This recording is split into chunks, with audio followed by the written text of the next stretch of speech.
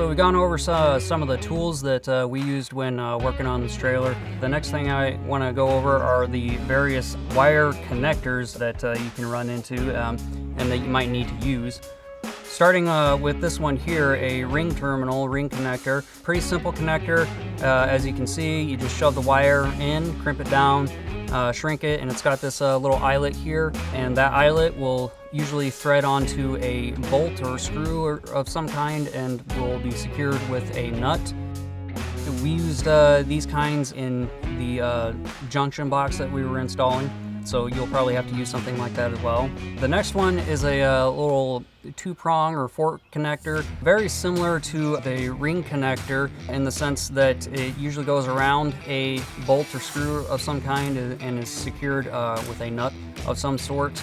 There's advantages and disadvantages to using this. Again, we used the ring terminal, but the fork one, it can be useful, say if you have several wires connected to a post with a ring terminal and you want to put something new on there, instead of taking the nut off and possibly having all these come off, you can loosen it up and kind of slip this in there around the bolt and tighten it back down, so it's easier to get in and out of a connection. But that can also be a disadvantage. If the connection isn't really tight and secure, the fork can end up slipping off, and then you might have a problem, which is kind of why we chose not to use one of these.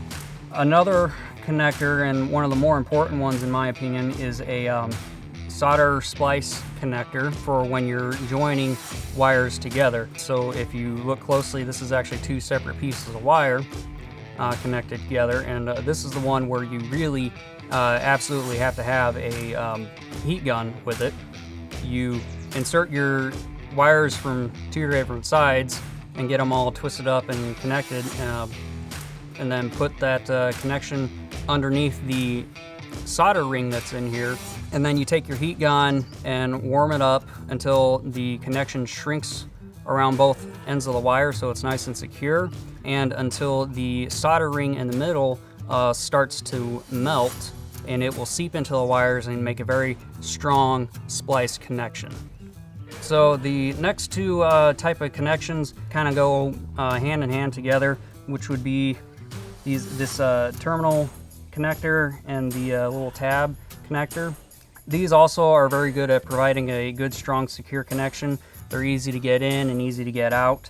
So it might be useful for something like your lights, like you can connect this to a light of some sort, then you can easily change it out, you know. They just kind of slide in together, and that's that connection done. So, you know, if you have new lights, you can put some of these kind of connectors on, and the wires leading to the lights or what have you, you can have this kind of connector on, and then you can easily change out an old light for a new light, and instead of splicing, push it right in. Also a very strong, secure connection. Kind of has the same sort of downside as the fork connector, where if it's not on there real strong and real secure, over time vibration and whatnot from driving around can cause it to come loose. You can kind of mediate that by crimping it down on there, really squishing it down, make sure it's nice and tough. And the next two, which would be a wire cap.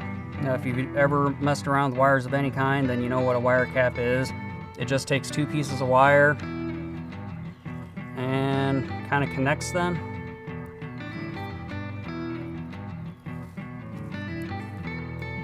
Just like that. I find these to be useful if you want to connect something temporarily, but not permanently. And the reason being, it can hold things strongly, but it can also come loose. It can have a lot of wiring exposed underneath, and it can usually just pop right off like that.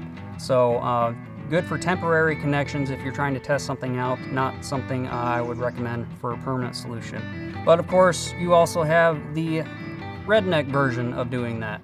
And the redneck version is simply this, wrapped in electrical tape until it stops moving. And it can work. I think the other connectors will give you a better connection, but hey, if it works, it works. For now, that's all the tips and advice we have. I'm sure we'll have more in the future. And if you have any tips or advice or tricks that you'd like to share, do so in the comments below. Like this video if you liked it, and remember to subscribe if you want to see more of what we do in the future. And remember, when you're rolling down the road, roll with RecPro.